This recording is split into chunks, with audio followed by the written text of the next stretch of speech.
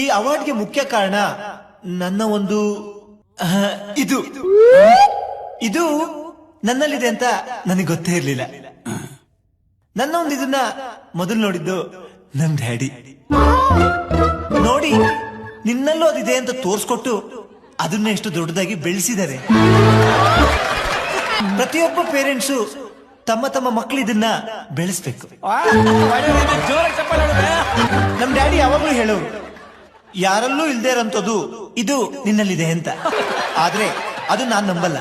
ನನ್ನ ಜೂನಿಯರ್ಸ್ ಆದ ನಿಮಗೆಲ್ಲ ಹೇಳೋಕೊಂದು ಇಷ್ಟಪಡ್ತೀನಿ, ನಿಮ್ಮಲ್ಲೂ ಅದು ಇದೆ, ಆದ್ರೆ ಅದು ಒಳಗಡೆ ಇದೆ.